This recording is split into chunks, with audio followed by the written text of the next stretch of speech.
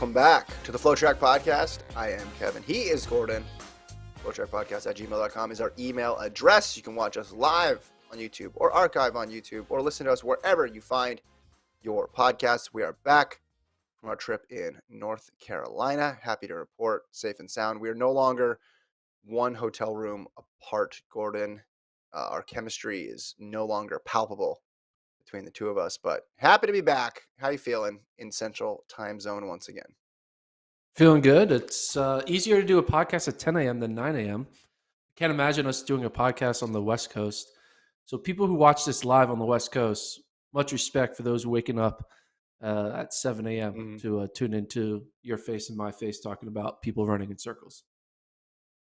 Yeah, if we have any West Coast listeners, throw it in the chat. What's the earliest someone is listening to this pod right now? Anybody in Hawaii? If anybody in Hawaii who's listening, I don't even know what time it is in Hawaii, listening live, we should say. So on today's show, we're going to talk about the stunning results from Lievin, talk about Eliud Kipchoge running the Tokyo Marathon in his quest to win all the World Marathon majors. We'll preview the Birmingham World Indoor Tour meet, which takes place on Saturday, part of a really stacked weekend of track and field. And then we got a ruling in the Blessing Okabare suspension, handed down a 10-year ban. We'll talk about all that. But first, this podcast, Gordon, is sponsored by Hoka, who has just introduced the most advanced spike shoe yet. You might have heard of it. It's called the CLOX, powered by the propulsion of carbon. Two varieties, the CLO MD, the CLO LD. Go to Hoka.com, Hoka Faster Forward, and check out the spikes. Gordon is holding them up. They made their trip. They made their first voyage all the way to North Carolina and then back. They just live on this podcast, Gordon. They're the third and fourth hosts of this pod. Oh, we got some people in the chat. Someone's watching from Taiwan at 11 o'clock at night.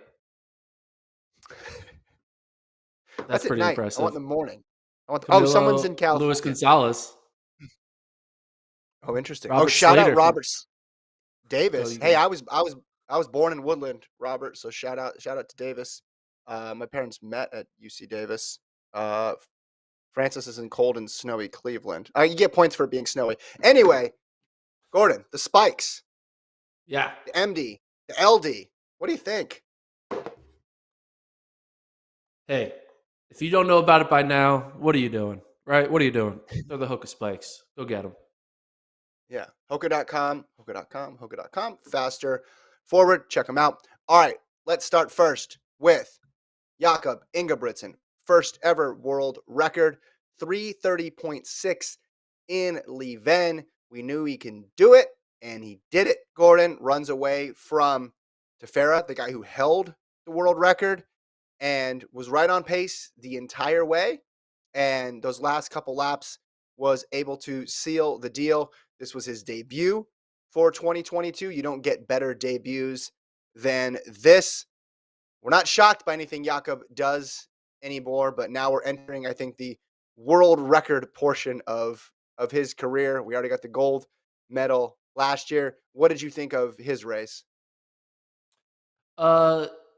Impressed, expected. And also like kind of reflective. You know, I remember when this kid was just a 16-year-old man or boy or whatever, 16-year-old kid, and kind of just like he was like a cool story, and he was like whoa, he's running pretty well for his age.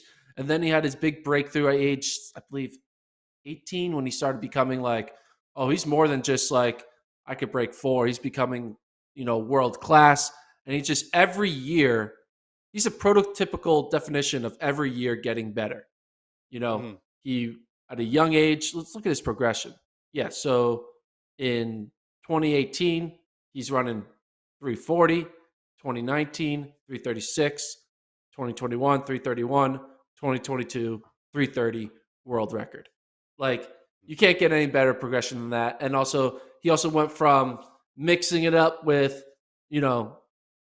elite guy, mixing up with good guys, to mixing up with elite guys, to beating the elite guys, to then beating the best guy. at the Olympics, and now breaking a world record, which is beating all the guys of all time. So he's just had the perfect progression. He's only 21. He has yet to hit his prime, which is the scary part because the prime of like a 1500-meter runner is 22 to 26. And if he Mhm. already is now collecting these wins and collecting records, and he's yet to turn even 22, it just makes you think we're witnessing potential history when we look towards these next 4 years, 5 years for him. And lucky for him, not lucky, but we're having a world championship or global championship every year, right? We got Yeah. Eugene, we have, I'm not sure what 2023 is. 2023, we Budapest. got Paris, 2024, 2025. So he's going to start Yeah. racking up a lot of opportunities to win some medals. He's on a different schedule than everyone else. So I don't know if we can pencil in for sure it's going to be 22 to 26 because this feels like prime for me. If it's not prime, if we're pre-prime, then look out. 330 is just going to be the beginning. Of these distance records, mid-distance records, this was the most beatable of the bunch, right? You go outdoors, Yeah. things get much tougher. But what does this say for outdoors? This obviously says he's ahead of where he was last year, and last year he was the Olympic champion. Now, I told you, Gordon, I looked at his Instagram leading into this race, and he was dropping all the hints that he was ready to go. He's not going to be posting that much running footage on Instagram if he wasn't raring to go. So, could we see 327 outdoors, perhaps? Then you're getting awfully close to the world record outdoors of 326. And the mile and 1500-meter records are pretty much in line in terms of conversions. So if you can do one, you can do the other. But at the very least, he has not regressed at all. He's fully healthy, we can say. And he's really taking advantage of this Lievin meet 2 years in a row. On the broadcast, they were talking about how the organizers fancy this meet as a Monaco of indoors, where you just have fast mid distance times. And you look at the results over the last 2 years, and that's certainly borne out. But the confidence that he runs with, the consistency that he runs with, that's what separates him more so than just even his age. I mean, the fact you go through the last couple of years, it's really hard to find a stretch where he truly struggled and took a second off of what he ran last year. The greatest compliment you can pay to him is this was expected, right? I said going in, I think he's going to get it better than 50-50 shot. Tefera put up the best fight he could, but Inga Britson is just on a different level than everybody else other than Timothy Cheruiyot, and Timothy Cheruiyot wasn't in this race. Did I pick him to win Athlete of the Year? I think I did, right? In our first pot of the year? We'll have to find the tape on that. I think I did. I think I picked him. Well, I think because that'd I be thought he was convenient for you to competing. say I that thought he was now. competing in the Commonwealth Games. Remember? I thought he was competing in the Oh Commonwealth yeah, Games. yeah, Yeah. man. I wish I could say Colt roll the tape on that one, but we can't. Yeah, but he said he but was going to win that a lot of championships. but that prediction though is looking pretty good now because you know Mm-hmm. he's breaking a world record in February. He's only going to have Yeah, more opportunities. And so you went with Ryan Krauser and I went with Inga Britson. That's what we went with for yeah, our prediction. So, for men. and I got the world record first. Ryan Krauser, he could have had a world record, but there was a malfunction in the measuring stick. So Well, he was short 1-0 anyway. right But now. yeah, yeah, you're right. My guy got sabotaged by a laser, and your guy's out there crushing 330s. I'm sticking with Krauser though. I think Krauser's going to avenge the laser mishap and keep rolling. Yeah, it was something to behold here. Those last couple laps, you thought, all right, he's got a guy in his back. Is he just gonna is he gonna be able, number one, to hold on for the win, and number two, is he gonna be able to get this mark? One thing I liked about it on this broadcast, did you see they had the projected times throughout with the Yeah, splits? So it was sitting at yeah, like 331. So when I was seeing it, and it was a little tough because with the rabbit, they're a little bit ahead of everybody else. yeah. So there could be a second or two difference, but you knew when it kept saying 331, 331, I thought, hey, he's going to close a little bit quicker. So 331 basically means he's going to break this record. Yeah, and it was very I mean, every time you give this guy another challenge, something like go up this step now, he just always successfully pulls it off, you know? Yeah. Like I said, Yeah. his progression every year he said, "No, now you got to do this. Oh, now you got to do this. Now you got to run faster than what El Right. Garouge did indoor, and you're like, oh yeah, I can do that. That's no problem. Yeah. Yeah. What? Now, obviously, 330.6. When you look at it in a vacuum, you compare it to all the people who are running 328s and all times, and Mhm. the number on paper doesn't look that great. But like, how impressed are you by this? Like, you did open to like this seemed like a feasible world record, which is kind of a crazy Yeah. sentence to say. A feasible world record, it's a freaking world record. Yeah. What do you? How impressed of a performance? Like, obviously, it's a world record, but not all world records are created equal. This isn't breaking 2 hours Yeah. in a marathon. So, on a scale of 1 to 10, what is the impressivity of this record? Impressiveness? I mean, yeah, Uh, impressiveness. That's the word. I mean, I could say I thought it was impressive, but not surprising. So those are two different things. I think we always say, like with Fisher running 12:53, incredibly surprising. We thought he was going to run fast, but 12:53 to get within a few seconds of the world record. This performance is better, but because of Inga Britson's history, we're not as surprised by it. So yeah, I'd say like an 8. Listen, it's An not the eight? same thing as yeah, it's not 8 out of 10. It's not the same thing as an outdoor record. Now, if you look at the mile indoor record, Yomif Kajelka, that 347 at Boston. So he could get the mile record as well too indoors. I think he's in just in as good a shape. Or sorry, he's in just as good a position to get that as well because 330 and 347 are pretty in line here. But there's a jump there to when you go outdoors and you're talking 343 and you're talking 326. But then you have to factor in some physics here and some track analysis. So the question really becomes outdoor records versus indoor records with these fast indoor facilities now. Because we've heard time and time again people say, well, BU faster than outdoors. I don't know what the talk is about Lievin. All I know is we've had 2 years of really fast performances there. So if you're saying it's pretty close to outdoors, then yeah, those records are another step up. But here's why it's impressive to me is it's February 17th when he ran this race. It's a debut and he ran this race. If he was Yeah. outdoors and he ran 330 outdoors in February, we'd be like, all right, well, come Monaco, what's this guy going to come up with?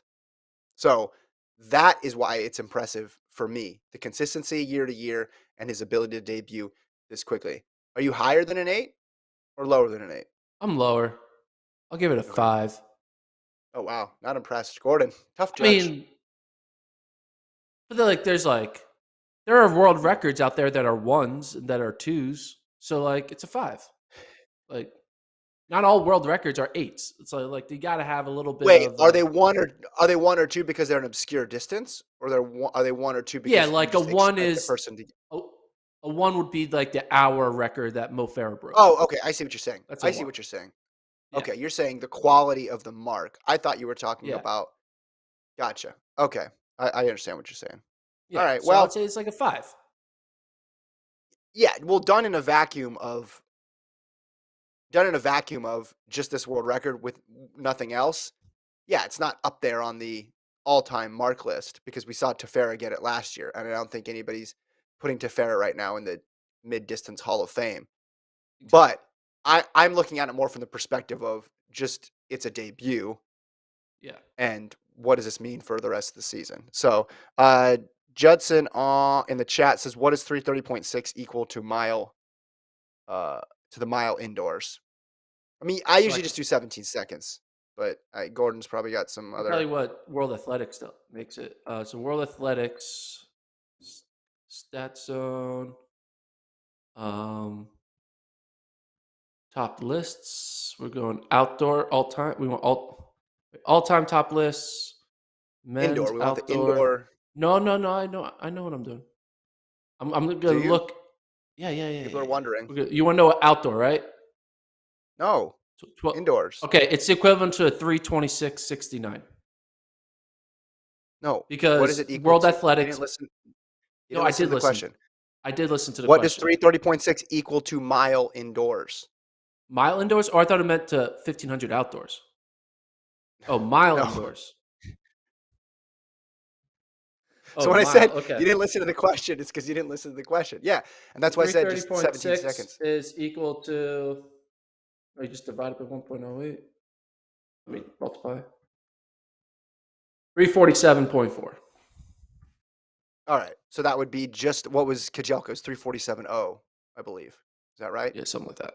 Or you Yeah. you, you want me with Kajelka? Yeah, so he's right there. Yeah. Yeah. Oh one. Wow. He almost went into 346s. Yeah. And maybe Boston's faster than Lievin too. But is he going to chase a mile indoors? I don't know. I know he's going to run, at least the plan is to run world indoors. So I'm guessing that's going to be the focus from here on out. But Jakob off to a ideal start, to say the least. Speaking of ideal starts, oh, Travis has got the conversion out there. 340. That says 347.45. All right. So yeah, 17 seconds ish. We're in the ballpark, 16, 17. He could get it. I think that's the clear message here. He could get it. It wasn't that far out of whack. It just was beatable because you saw last year Tefera get it, and you knew that Inga Britson was a better runner than Tefera. Holloway, what'd you think of Holloway 735, Gordon, or the high hurdles? Um, 735, impressive.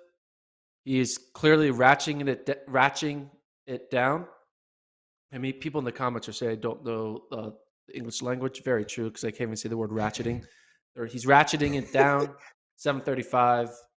Hey, I know math really well, so that's all that matters. And I know that 735 mathematically It's is good. faster than his previous mark. So that's all you really need for my analysis. But yeah, he was quoted saying he doesn't think his world record of 729 is that fast. So clearly Mm-hmm. he is on a mission to go even crazier all time in the Mm.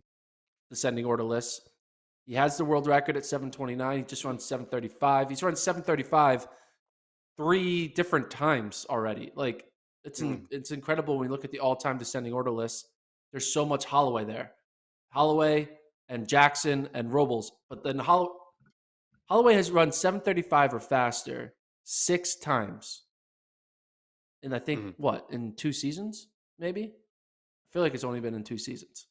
I think well Um, 19, and then if you want to yeah, count the but he didn't. COVID year, Yeah, it'd be 3, 20, 3. 19, 21, and 22. Yeah. But it's been an incredible run for him, and I think this is just a slow exposition to his eventual world record. Right, that's what we're waiting for. Is slow exposition to a world record, and when we get it, I don't know. Is he gonna do it before World Championships? Is he gonna do it at USA's?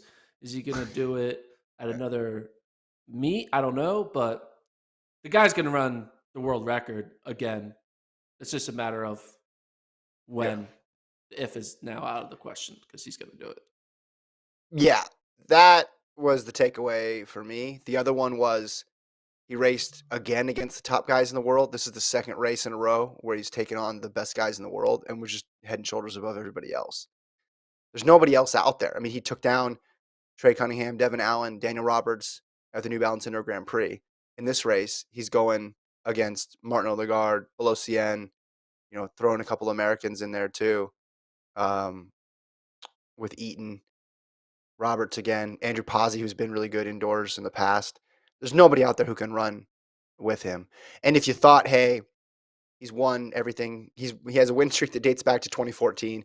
Maybe he's just going to say, I've accomplished everything I need to accomplish indoors. That's not the case. That's not the case. So that world record, I don't think is going to last very long. Perhaps a day. Perhaps it's going to be gone in Birmingham because that's where he's scheduled to run next.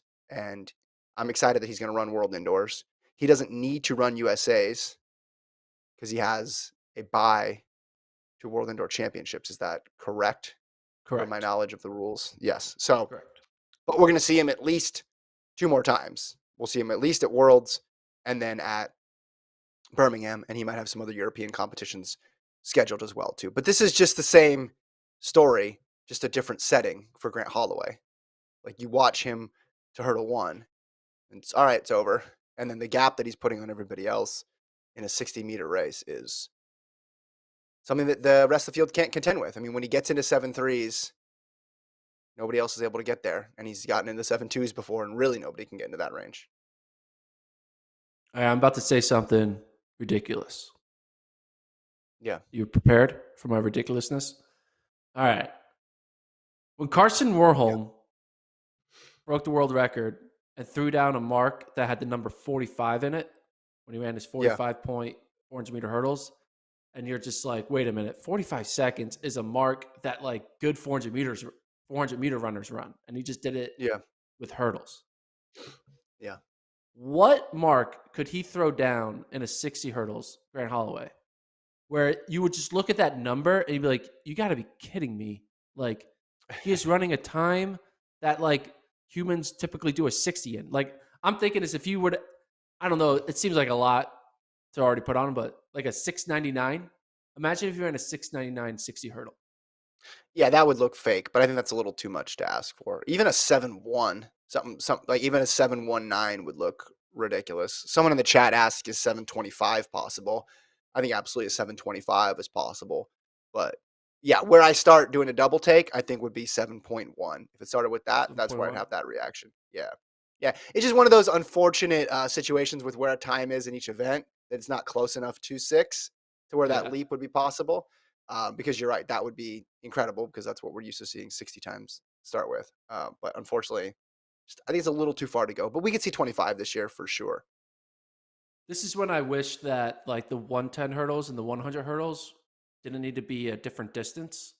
Like if they figured out a way to make the hurdles make sense for the men's Yeah, strides over yeah, 100 meters and not need that extra 10 meters, because then you could be like, could he break 10 with hurdles in the way?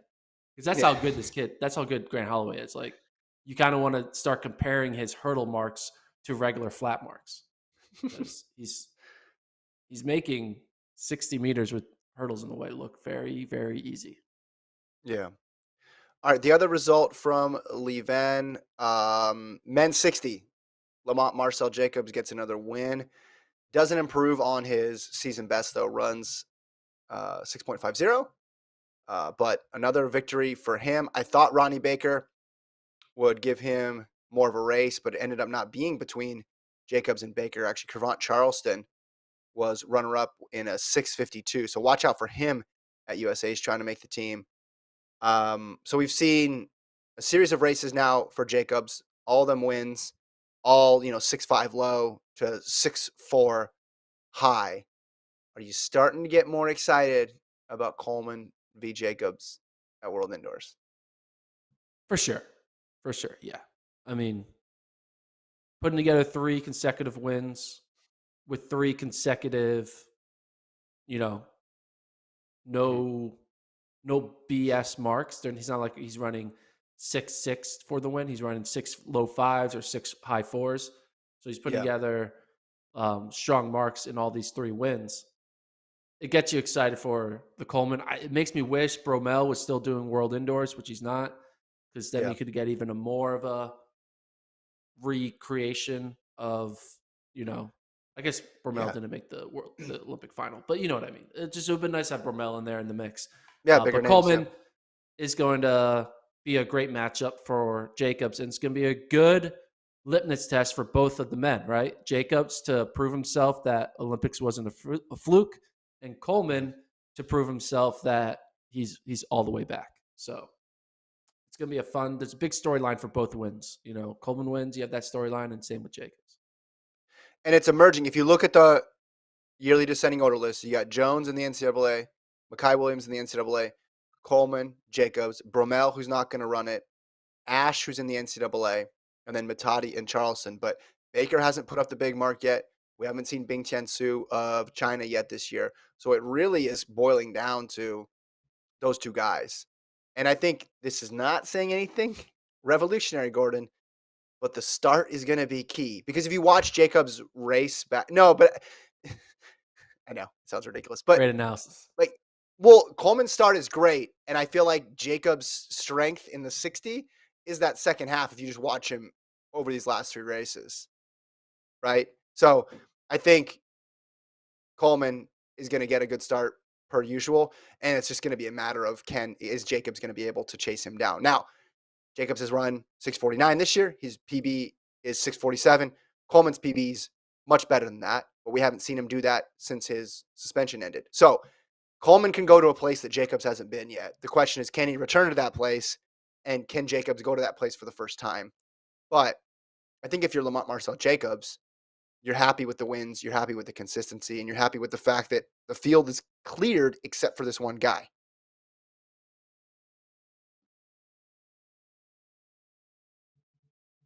What do I don't know what I'm trying to say. I got That's good. That's good. You want to move on? yeah. We'll just end it with that. Travis has a points conversion for 699 in the 60 hurdles. Let's see what it equals to. So it equals 1,383 points. Is this according to World Athletics tables, I Yeah. So believe? then put that in. Go to find performance, Travis. 1383. That would be much better. We'll just put that That would in be the way. calculator. Travis, put 1383 in the calculator. If you go back to the other page, to the So points for those of calculator, you who click aren't find watching, performance and put in 1383 there and change the thing to 60 flat. so So 1383 is it's like running a 6.2. 621.60. We'll do it to 400-meter hurdles because I want to see, because that was the example you used with Warholm's 45. What is it equal to with 400-meter hurdles? 45.17. 45.17. So I don't Hey, think we're it going to could see happen. that. I think you finally managed to put something that's outside of Grant Holloway's reach. 1,500. This is kind of fun game. 324. All right. That's indoor 324 though. If we Even put better. outdoor, it'll be like 320. Even better. Um, this is fun. We should do these when we don't have anything else to talk about. We should just do conversions. I think it's a lot of fun. Eliud Kipchoge, the greatest men's marathoner in history, is going to be running the Tokyo Marathon. Gordon, it was announced on Friday morning. Put a post up on his Instagram. Said, let's meet in Tokyo soon.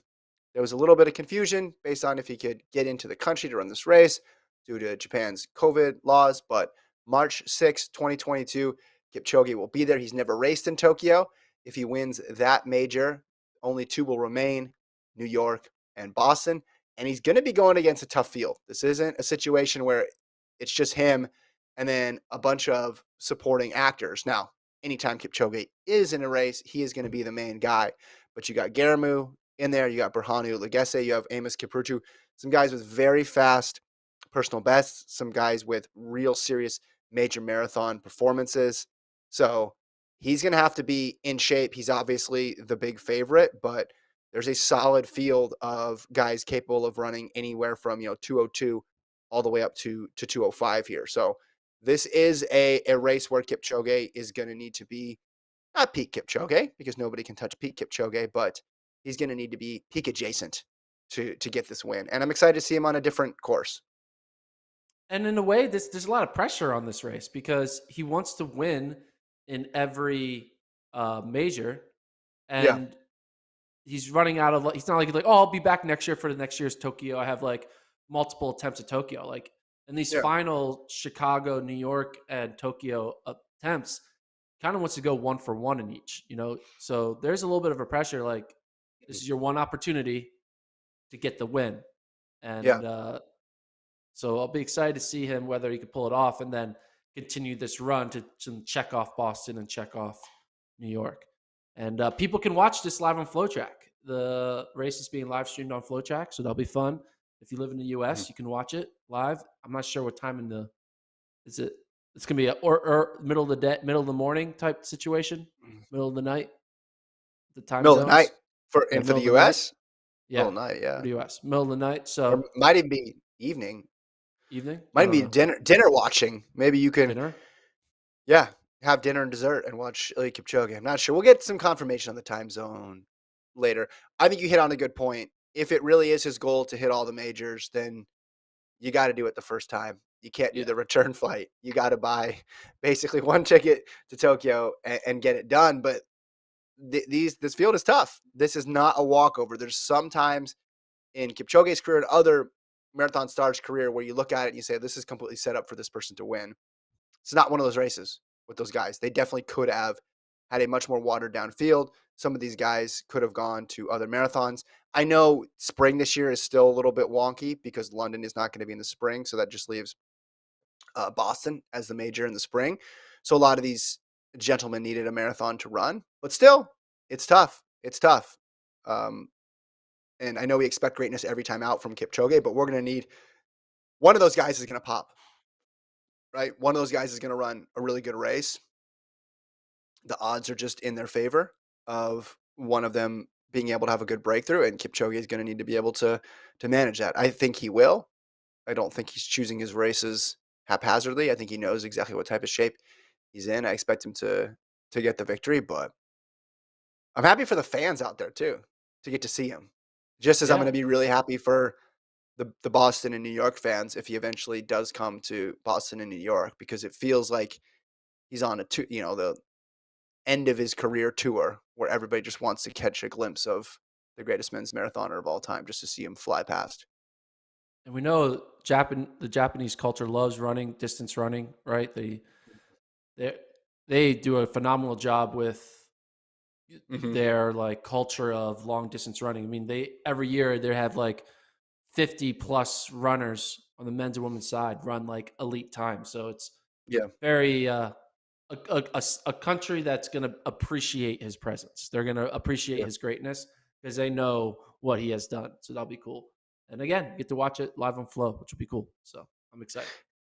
Side note: Kipchoge's Instagram hit rate is like 100%. Like he's never posted anything on Instagram where I'm like, that's not that good. I don't know if that translated. Like this is a great race announcement, by the way. Everything he does just seems like it's amazing. Here's some stats here. David Monti on Twitter. In Japan, road running, we can really see the impact of Super Shoes. Sunday's corporate half marathon challenge had. Okay, here you go. To your point about how many elites are there, they had 15 sub 61s, 56 sub 62s. This is the men, obviously, and then 110 men sub 63. That's some depth when you talk about Yeah. appreciating distance running. And a lot of it comes from, as you mentioned, just the support, the Ekidens. Obviously, people see the clips or maybe watch some of those races live where there is so much money and enthusiasm into those races. So it's a cool place to have it. It feels as if he will be fully appreciated for the quality of athlete that he is in this race. And I'm excited to watch it. And then also Sarah Hall on the American side Mm. is running the Tokyo Marathon. So are we on a American record alert? I mean, she's just coming off her Ooh. half marathon American record. I'm not sure how the Tokyo course is for quick times. It's obviously not a Berlin or a London or a quick flat course. I don't know, but Well, let's let it'll be let's let Kipchoge run it first, and then we'll know how yeah, fast it is yeah. It was to good. test it Well, out. no, they'll be running at the same time though. So Sarah Hall, be excited to see her come back after her half marathon. Um, and see what she can do in the full. Sarah's not. Is Sarah in the World Championships? I forget who's the three that are It's the Bates, it's Saito, and it's Hall. I thought. Halls in it. Okay, she is Yeah, right. Bates. Yeah. It Okay, that changed. makes sense. Yeah, that's You right. have Yeah, it. yeah, You yeah, have yeah. it in front of you. I don't know. For some reason I keep on associating Sarah Hall as like the one who didn't get in because she's one of our greatest of all time runners who just always for some reason has to be like on the outside like zagging while everyone else is zigging. She's going to Berlin and running her fast, getting top 3 finish. Meanwhile, others are at the Mhm. Olympics or whatever. So, but okay, that makes sense. Yeah, she's Yeah, on the team. But yeah, I'm excited to see but what she does in Tokyo. that course, the course is quick, right? It's a major marathon course. They're not throwing in crazy hills. I'm looking at the course record here. Um, let's see, what is it? What is the course record? Can't really find it right now. I think more the issue has been in the past that like the depth of the field isn't there because remember they were not an original world marathon major and they came at a time in the year which was different from everybody else a little bit earlier. So I think that was more part of it. Like they just didn't have the crazy fields, but there's some Yeah. fast times there. I thought D'Amato's record wasn't going to last more than a couple of years. When we talked about that post Houston, I thought either she would break it again or somebody else would break it. So this would be the first. This would be the first true test of that Of that record. idea. But Yeah. yeah, 100%. I mean, so Salpeter ran 217 there for the women in 2020. So it's quick. It's quick, Gordon. Yeah. But she's going to be there. So obviously Sarah Hall's going to be there. And then there's a few other elite women that I saw on the start lists for Tokyo. Who else Yeah. Well, is? Bridget Kosgei. How about Bridget Yeah, Kosgei? yeah, Two. Bridget Kosgei. So world record holder. You have Angela Tanui. So you have world record holder, and then you have several other women who are sub 220, and then Hall, who's run 220.32. So listen, it's men's and women's will both be really good, and I'd expect to see course records and potentially American records as well would be in the mix. But we'll see. We'll see, right? Everything's got to go perfect or close to perfect, near perfect on the build up, and then you have to have a good day, weather wise, pacing wise. So lot can change. But the point is, the marathon, that's going to be a good marathon this year.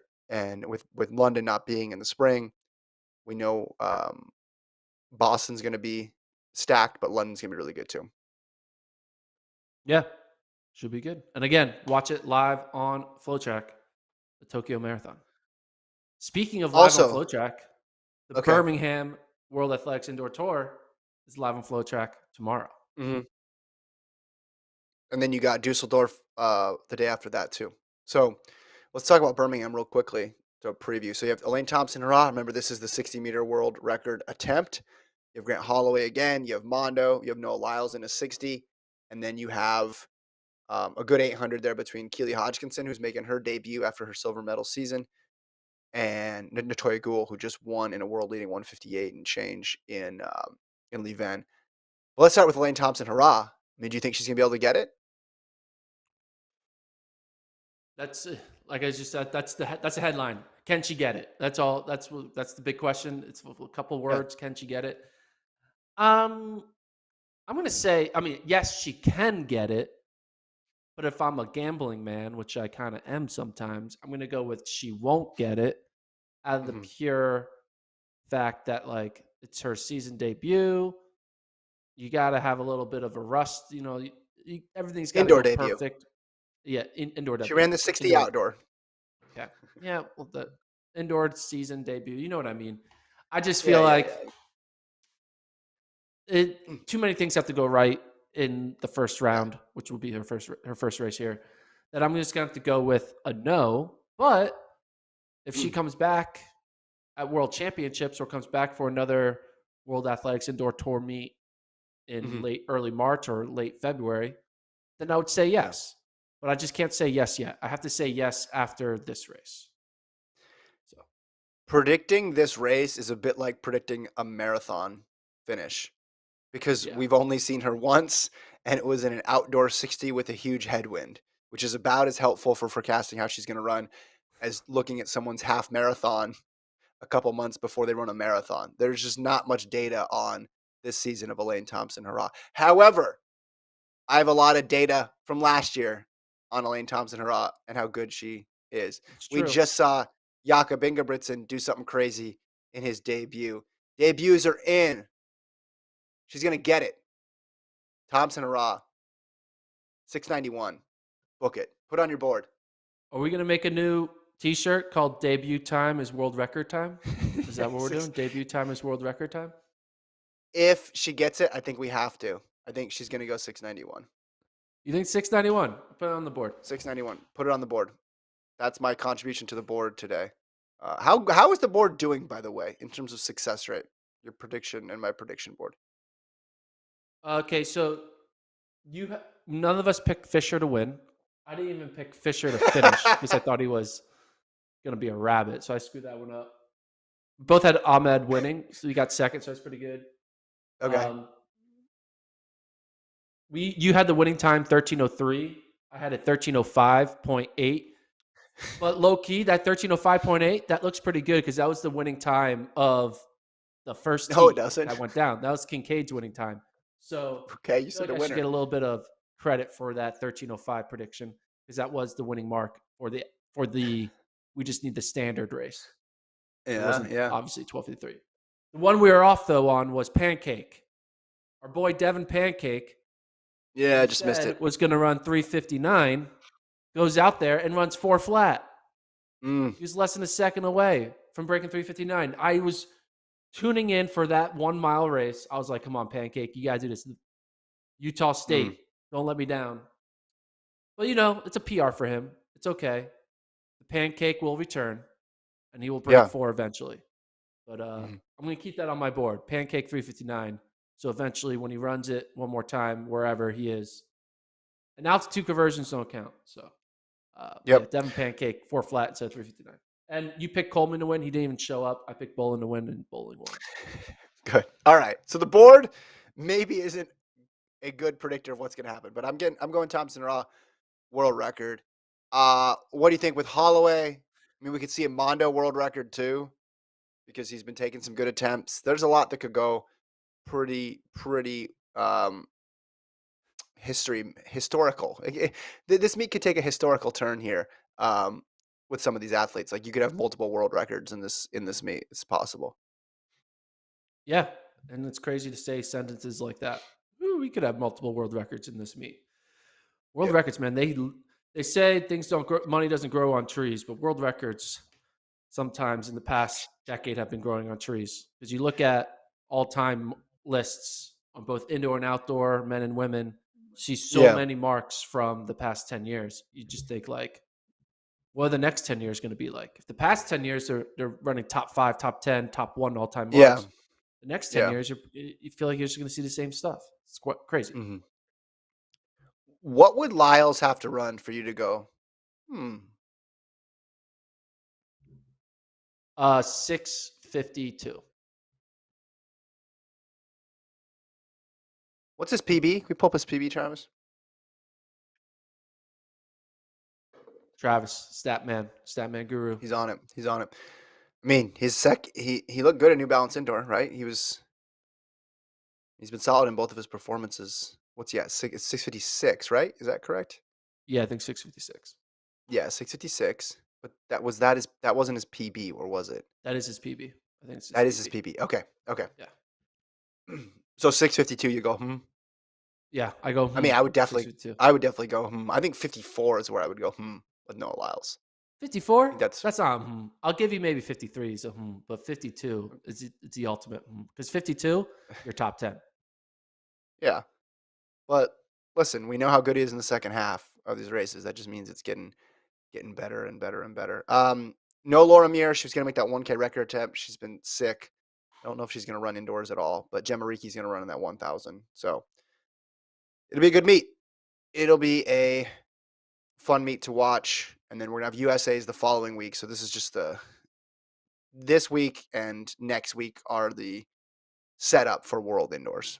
Basically, a lot of these countries, like, almost this is like the star athletes. These are their trials. Basically, you're seeing their best performance, and this is going to be the thing when we preview World Indoors that we go back to. We talk about how they ran in Lievin or Birmingham or Dusseldorf, and say, "Oh yeah, this person's the favorite," or "This person needs to overcome a loss that they suffer from this week or that week." So, and then you got Turun on Tuesday as well too. So it's like boom, boom, boom, boom, boom, a lot of meets in very quick succession. And then Madrid, which was where Holloway got his world record, but that's not till the following week. But should be terrific. Should be terrific. You check all those out on FloTrack.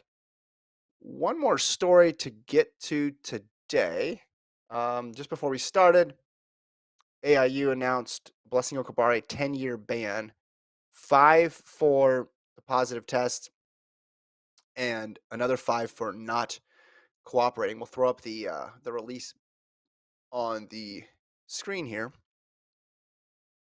The arbitrator said that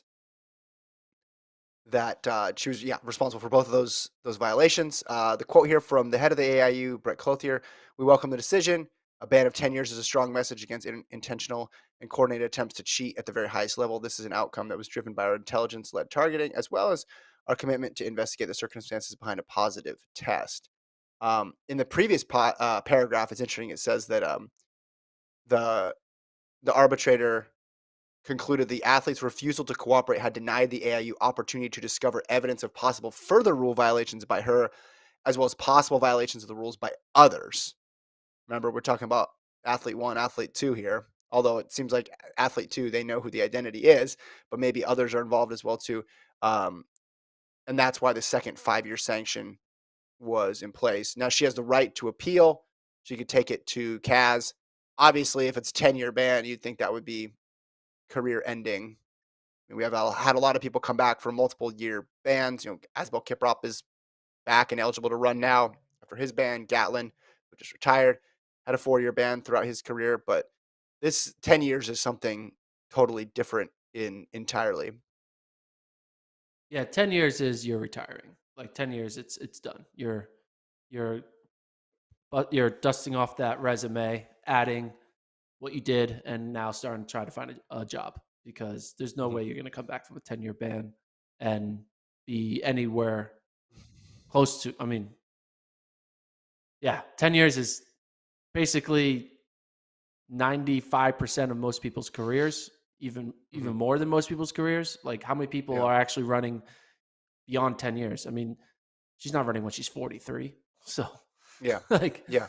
mm, you know, so, Yeah. yeah, Well, we'll see. they're We'll see the making a result of the statement here. appeal.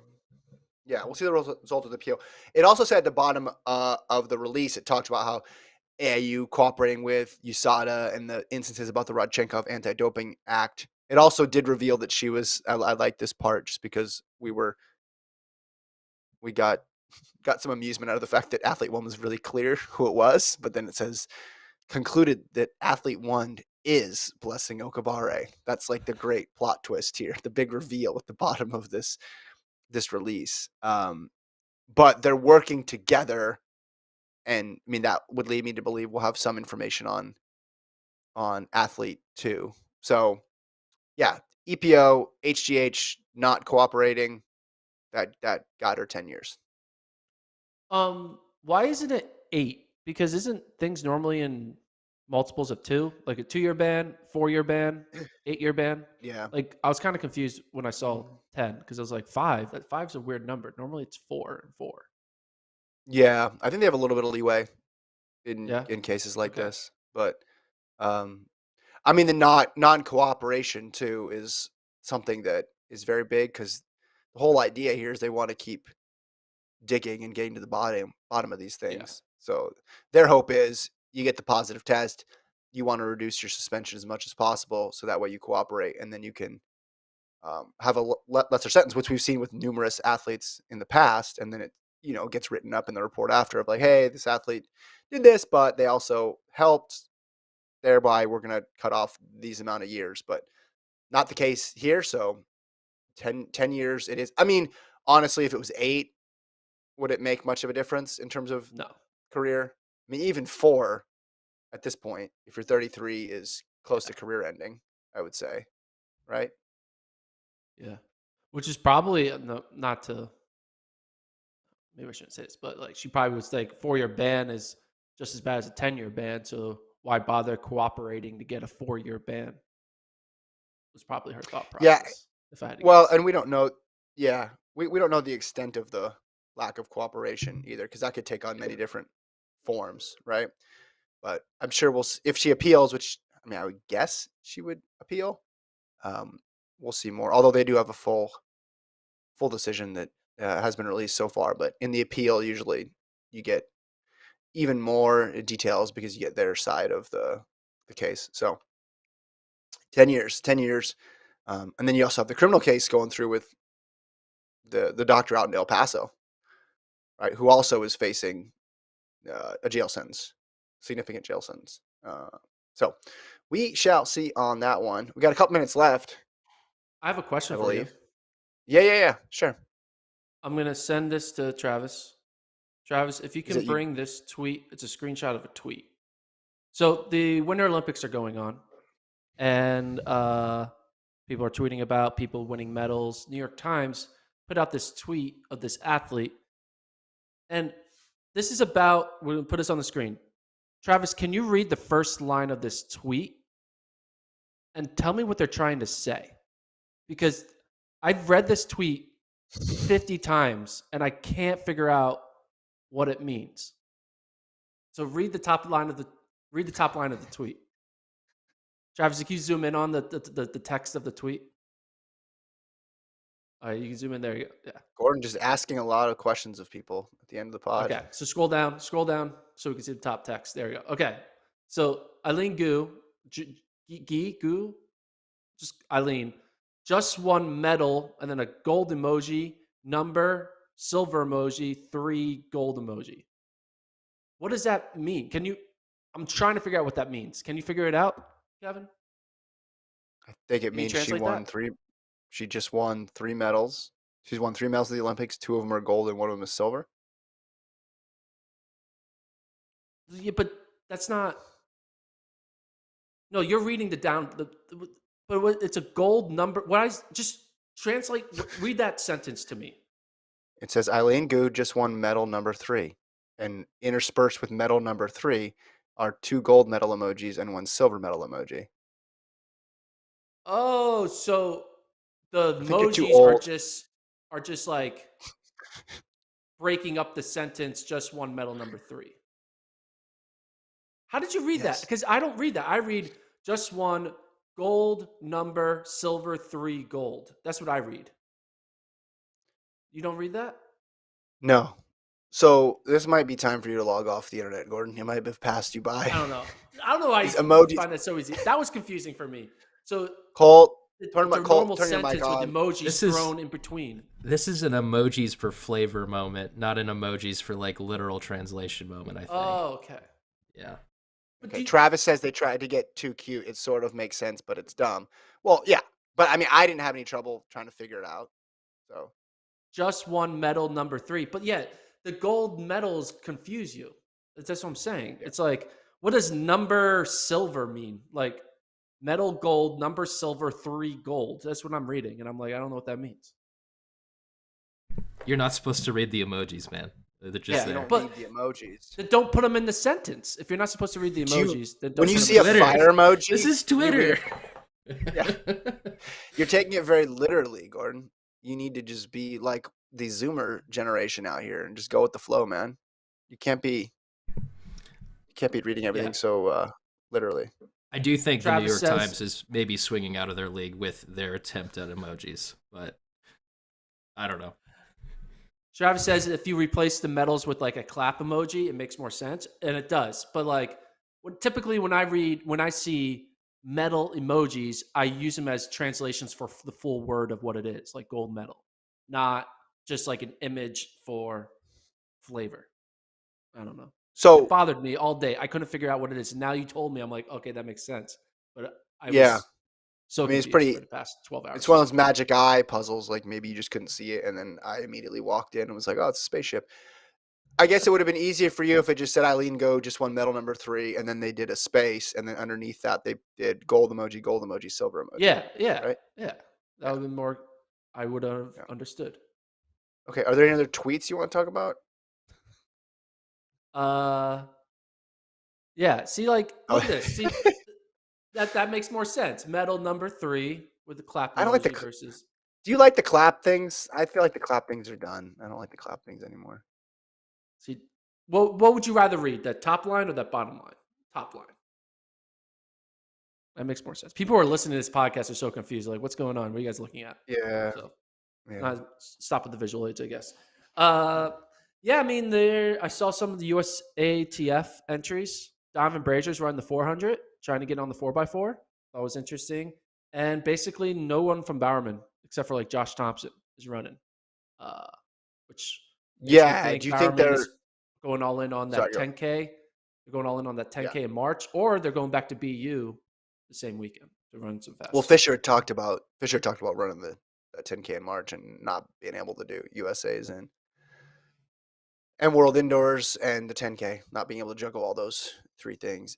I would say though, I mean, it looks like we're gonna get Holloway, right? Coleman. If you're a US fan, you are getting some star power in these events. Who are the big names like in the men's and women's 1500? at USA's. So Let me pull that up. Cooper Tier has scratched the 3K and opted just for the 1500, which will be interesting. Seeing Cooper Tier in Okay. just the 15. Cole's in both. Cole Hawker's in both. Most of the people who have run this season for like indoors, like at Melrose, at New Balance Grand Prix, are basically running. Yeah. The main thing is like there's no Bowerman presence. There's no Paul Chalimo presence. So the Sad. distance stuff, obviously no Centro. The distance stuff is going to be a little unique. And Is the it Thing Mo running? sprinters, I don't know if I saw a Thing Mo on the list. The women's 400 only has like 8 entries, which is wild. It's always funny seeing like a legit race only have like 6 women in it or 6 men in it. You're like, what are we doing here? Like, there are clearly more than 6 people who are good at this event, but people are like, it's like Sha'Carri Richardson. I'm just waiting for indoors to be over, So, regardless, the people who show up, they'll still put on a great show. It'll be fun to watch and see them I'm make looking their at it way right now. to Worlds. But I did look at the preliminary start list, and I was kind of like, wish we could have had a few others. Brazier's entered in the 4 and the 8. Yeah, Brazier but he's and focusing on the Hopple. 4. Okay, but he's still going to run at 8, right? Is he going to try to make the team? Well, I think the 8 might be a backup plan. Okay. If he makes the 400 team, is he going to go to Worlds in the 400? That would Maybe. be pretty I think wild, right? he wants to be on the 4x4. He wants to be on the 4x4. Coach Pete Is that- Julian was on the Let's Run podcast, and he said his goal is to be on the 4x4. Okay. So that's why he's doing No, I mean, that's the way to do it. Actually, enter a race and run. Yeah. 15, Prakel, Engels, Gregorek, Thompson, Tier, Hawker. That's all right. Women's 15, McLean, McGee, Jones, Purrier, St. Pierre, Osika, Norris. Okay, that's solid. That's pretty good, actually. And then I would guess you'd have a lot of people running back. Monson, Kaladi, Purrier, St. Pierre, Norris in the 3K. That's good. Yeah, there's some names missing, but this is also pretty solid. Holloway it's is solid. entered in the 60 hurdles. It's not bad, but I think just without the Bowerman, you kind of lose a little bit of, and without Chalimo, kind of lose a little bit. So Yeah. Well, and then the 400 is always going to be tough. But, I mean, just the fact that Brazier's in it is going to make that men's 400 interesting. yeah, Right? That's 100%. all you need. You need one little story there. All right. We shall leave it there. Subscribe if you haven't yet to the FloTrack podcast. I want to make one last prediction. Okay. You want to read a tweet? So, no. Okay, so I was doing some math for DMRs. Yeah. Doing some math for DMRs. And I think my prediction is that the number 12 time that's going to take to get in is going to be 9:27. I think it's going to be a historic mark to get in for the men's DMR. They're all running this weekend at JDL, at Notre Dame, at Arkansas. But I think 9:27 will be the last time in. I'll put that on the board. Where's the board?